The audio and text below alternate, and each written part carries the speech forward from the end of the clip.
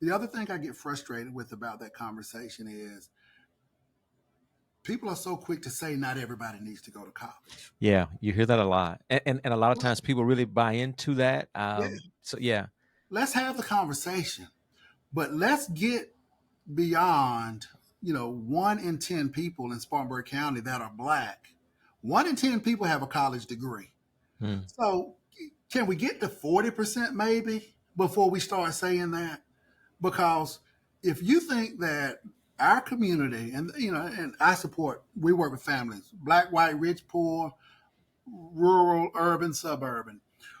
But if you look at some of the data points with where we are in our community, Frederick, hmm um, we've got to start pushing more of our children and families to go to school.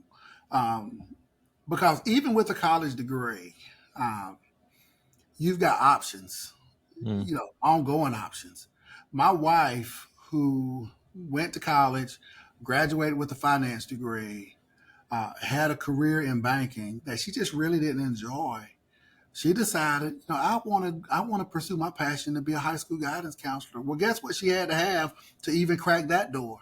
She had to have hmm a degree to start with. hmm So she was able to go back. And, that degree will allow you to have so many other options in life. Are you suggesting, Dr. Booker, that everyone should go to college? When we're having an argument about, they say that not everybody is supposed to go to college. Should everyone be in Yeah, that? I'm not suggesting that at all. What I am suggesting is this. Um, we need to start shifting the narrative about education. And college isn't just a means to an end. hmm Um, hmm I have two sons hmm who you're going to college.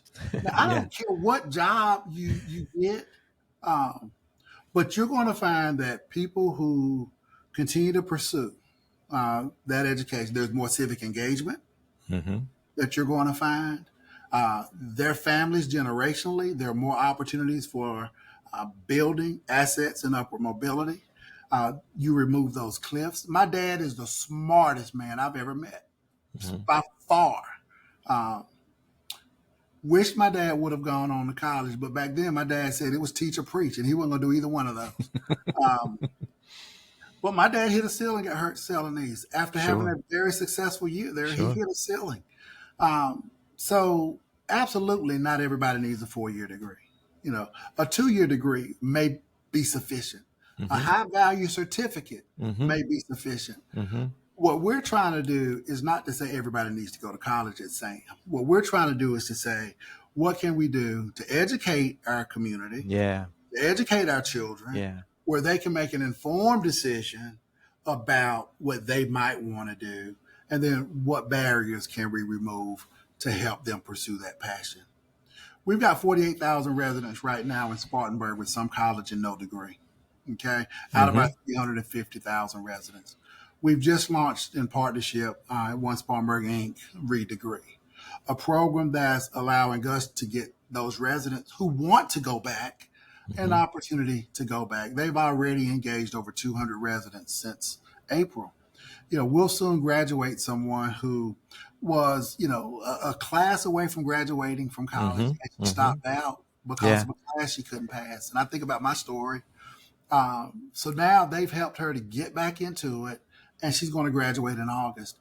She already knows that, I can not have a degree hmm and be a teacher assistant, which is what she's doing right now, which is great, hmm beautiful life. Or I can have a degree, pursue a career as a certified teacher now, which is going to more than double my salary, but also allow me to pursue my passion for art that I've had. So it will open doors for people. And that's all I'm saying. And the last thing I'll say on that, Fred, is I wish we would stop undervaluing what an education meant. I hmm met my wife in college. My best friends I met in college. I gained my confidence back in college. I learned new skills in college. So education in and of itself is powerful. hmm And we keep talking about college as a means to just having a workforce. I don't want just a skilled labor force for our children. I don't Yeah. want just a skilled workforce. I want our children to be able to go to college, pursue their passions, and then be able to get a job with a pathway. So, I love that you said that because that was the original. If you look at the history of education in the beginning, going all the way back to Horace Mann, the purpose of education or yes, public school was to have a skilled workforce and to basically matriculate people through this process of just getting them educated and skilled so they can go to work. But what you're saying, that should not and is not the intention that we should be pursuing now, which is just to get skilled workers. It's more than that. It's yeah, bigger than just that. and you don't have to go in debt to do it. That's the other misnomer. Um, we're here in Spartanburg. You've got a community college right here where Mm-hmm. it's Mm-hmm. no tuition. Yeah. It takes That's true. 6 hours. So let's remove that barrier. But these community colleges also have these articulation agreements with the 4-year institutions where you can leave right there, go into that 4-year institution, as a junior, Mm-hmm. finish your last 2 years with your 4-year degree. The group we talked to last week, Yeah. we have a group of freshmen who are pursuing their associate degrees while they're in high school right now. And I say 95% of those students are going to be first generation college graduates. Mm-hmm. So, this whole student loan and debt thing is real. But if people are educated about the options, that barrier can be removed. Now, there were 3 of us in college at the same time, me, my brother, and my sister. Mm. And my mom and dad didn't have 529 savings accounts. Money was not put up for college for us. Sure. So South Carolina student loan became a friend of mine. I still know the phone number by heart, 803-798-0916, because there were times when, I have to call, can I defer? Can I defer for another few months? But had I not gone to college, I would not have been able to do any of the things that I'm doing Yeah. today. Yeah. Um, so, Yeah, I think we can summarize this by saying, and I will tell you, Dr. Booker, there have been times through my life, having been educated myself with a master's degree and 18 hours of marketing, those levels, and was going to pursue a doctorate degree until my wife told me, okay, that's enough college. Uh, you've been spending too much time doing that. But I can tell you that there are times when even in my own life, I look at my educational degrees and think, man, is this really serving me well? Has this really been something that was beneficial to my life? And maybe some folks are sitting in that same situation where they look at it and think, well, I don't know if it really served me well or not. yeah, But what I think you're hearing, I think what we're hearing you saying, what I'm agreeing to say, is that education is so much bigger than that, though. Is anytime you can learn something and grow and evolve and be educated, and we need to make sure we understand that that word educated can be separate from school per se. yes, It's the education. It's not the school building. It's not that. It's the education that you receive. And so I think it can still be valuable. I've learned to appreciate that even more, like I said in these interviews, about the educational process. So thank you for sharing that. I Yeah. get a different route. So I've got a son at Harvard, okay, and I'm spending a lot of money for him to go there, but there's a means to an end for him. But I've got another son who went to the Naval Academy and is in the Marines now as an officer. So military is a great option. I mean, there are just so many different Sure. pathways. The goal, Frederick, is to educate children and families so they can make an informed decision. Yes, yes, yes. Now, just for a minute, and I know we talked about higher education a lot there, but just for a minute, the K through 12 piece of this, though, you being again superintendent for many many years of District 7, what does that process look like? What is that? Talk to us about that environment of K through 12 and how that is actually valuable, and how it is something that we should also be, I guess, supportive of as well. Because a lot of folks again say, these kids, are they learning things that are going to help them be successful? So speak to that, your Yeah, perspective on the K through 12 yeah. experience. Well, I think our K through 12, and I'll say PK through Mm-hmm. 12, because you'll find in many places schools are trying to start as early as 3 years of age now. Um, I look at what's on them now. Our schools are only a representation of, what we see in society, and there are a lot of challenges that we're facing right now with our Mm-hmm. children and our families. Um, we look to our schools to be everything, be all things for everybody. Mm-hmm. And I don't know of another system that is doing that at a level that our K-12 school systems are doing it, quite frankly. Um, our schools, in terms of achievement, they don't outrun their communities. And I'll just be honest, Fred, the old debate, I would hear people saying, if you just fix your failing schools, Mm. we're going to be a whole lot better.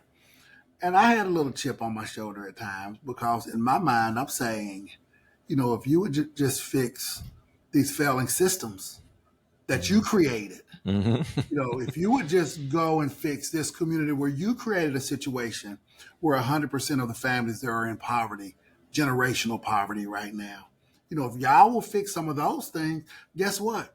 You're going to have stronger schools. Mm-hmm. I would Mm-hmm. say, if our churches would do a better job of helping to shape families, Mm-hmm. then families could be a bit more involved and know how to work with their children when they come to school. Where you're taking prayer out of the schools. And I would say, well, it's the only institution I know where in the mornings before the day starts, where we pause and give students an opportunity to have a moment of meditation, prayer, or quiet during that moment of silence. And then I want to say, no, how many of y'all are praying with the children before they leave your house? Mm-hmm. Yeah, You most know, definitely. so I got into this back and forth that I was getting frustrated with because I always felt like people were just pointing to the school saying, fix it. And the fact of the matter is 20% of a child's day is Mm-hmm. spent in the schoolhouse. 20% over their K through 12 system. 80% is spent outside. So I'm in a position now to where my focus is on education, not schools. Mm-hmm. Yes. And so often our framework looks like this. So in one sense, people say you put the school at the middle and then you got everybody kind of working with the schools. All right, that model doesn't work to move the needle. What if we said we're going to put the child in the center Mm. and the schools are just a part of it? Mm-hmm. You know, we need all of these other organizations and institutions working on behalf of our children. And if we can do that, educate with a capital E, we're going to be better off. It is not the K-12 school system's responsibility to make sure children are ready for kindergarten. They don't get them until they show up, 2 weeks from now in kindergarten. And then we take an assessment of these kindergartners and we come back and say, well, 40% of them, are ready, 60% are not. Well, whose responsibility is that? Mm-hmm. Mm-hmm. You know, so that means we've got to do a better job with healthcare, prenatal supports, uh, making sure our library systems are strong, making sure recreation systems are strong, Mm-hmm. all of those things that impact the child's development. Because if we can do that, they'll show up ready and they're not behind.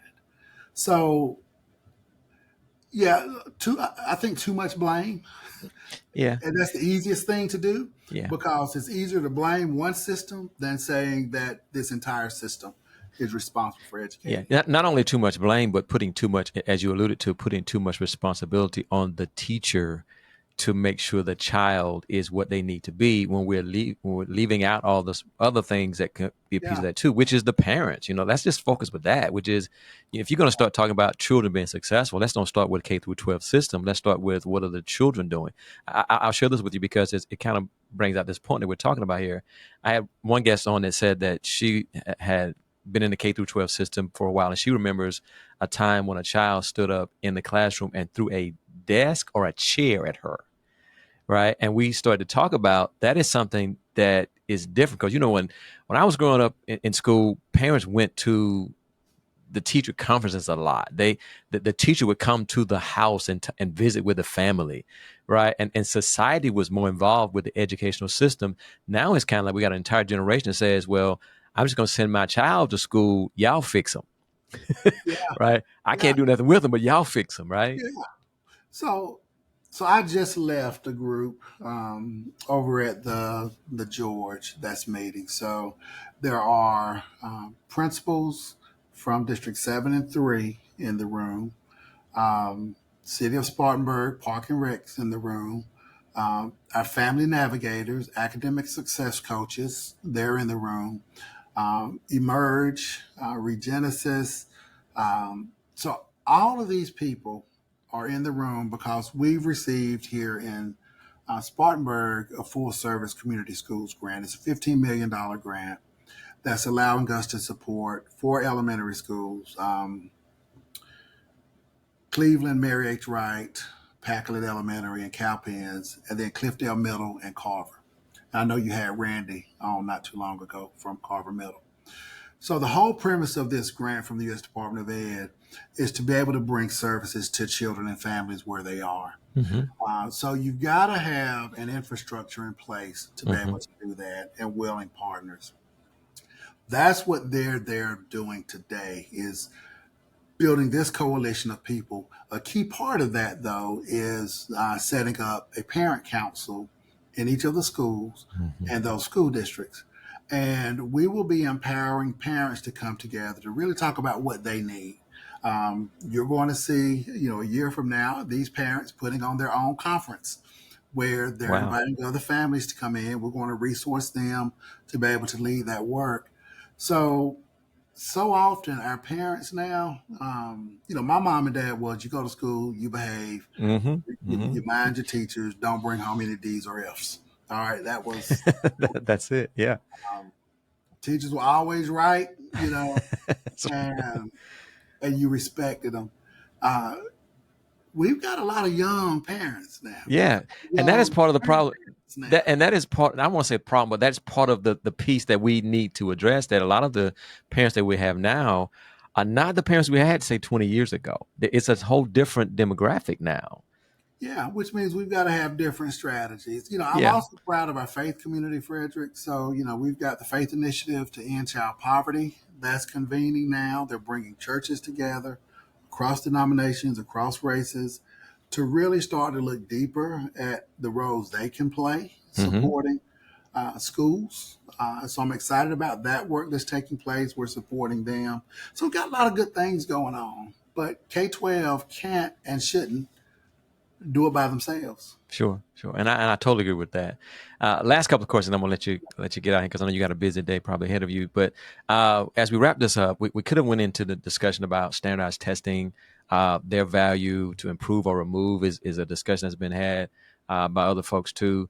But I want to get this take on this because there are a lot of folks who are leaving the educational system. There are a lot of teachers who are deciding to just not teach at all. And due to that, there's a shortage of teachers in the state and even across the country.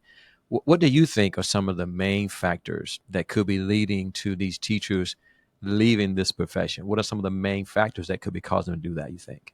Yeah, it's so multifaceted, and I really don't have enough time to go through it. I spent some time in Finland a couple of years ago, because if you look at Finland, and the teachers there, education is held as, one of the most upstanding positions in Finland. And to be a teacher walking around, you are held in high regard.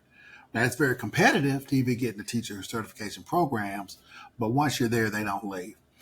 Some of that has to do with standardized testing. Some of it has to do with just so many different things.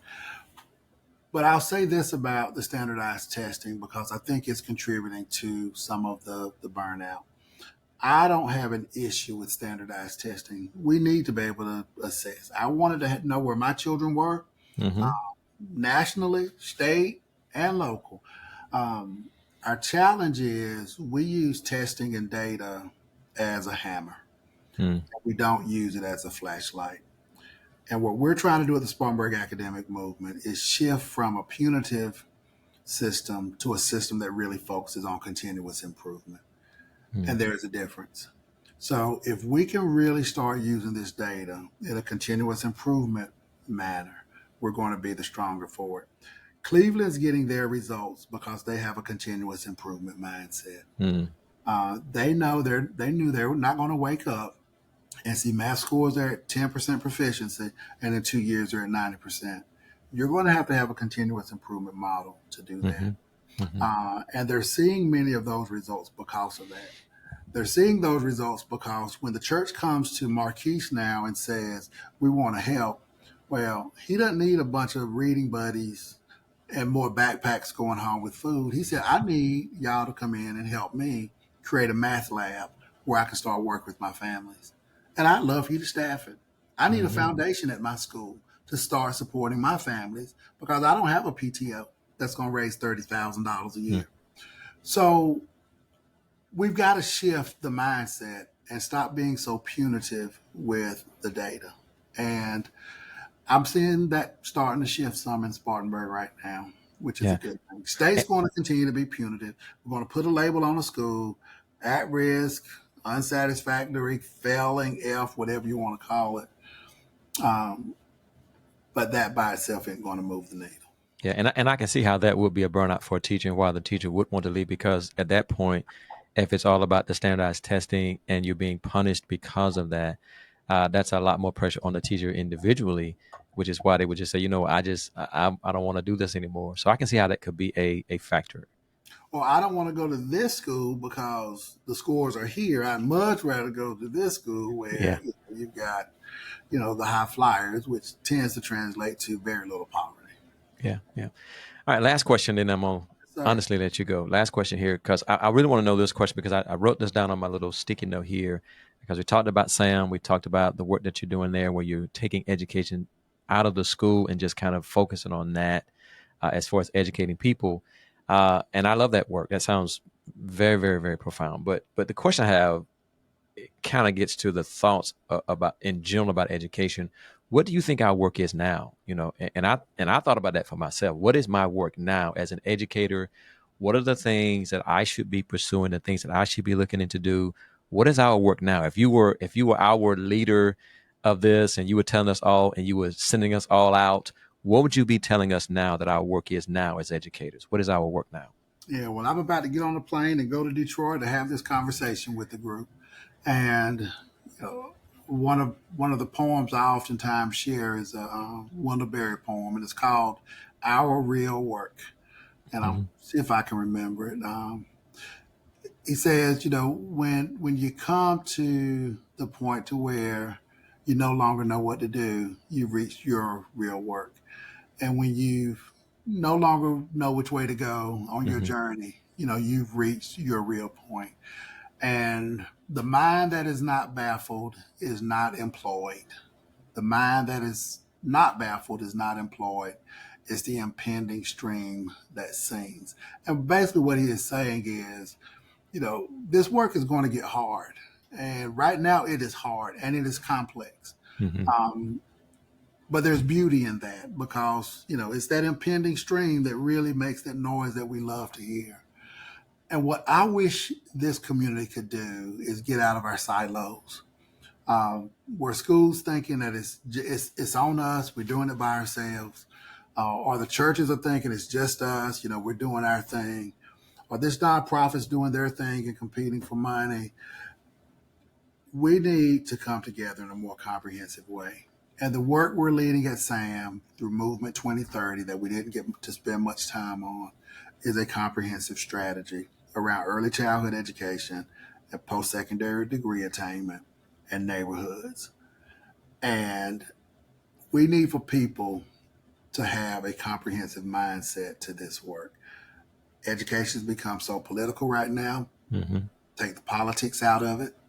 Keep the child at the center. Keep the main thing the main thing. And have enough fortuity to stay in it for the long haul. I've been in this forever. I'm committed to Spartanburg, not going anywhere. And we need people who are going to stay with it, stay with the plan, stay with the work for the long haul, and to just work together in a comprehensive way without worrying about who's getting the credit. Yeah. Very good. Very well said. Well, thank you, Dr. Booker. I appreciate your time. This was a really good interview, and I'm looking forward to maybe at some point, maybe we'll talk again about some other things. This was really, really good. So, all right, that is the end of another edition of The Educator's Voice. I am your host, Frederick Keenan. We have been talking with Dr. Russell Booker. So again, thank you for that, Doc, and we'll talk soon.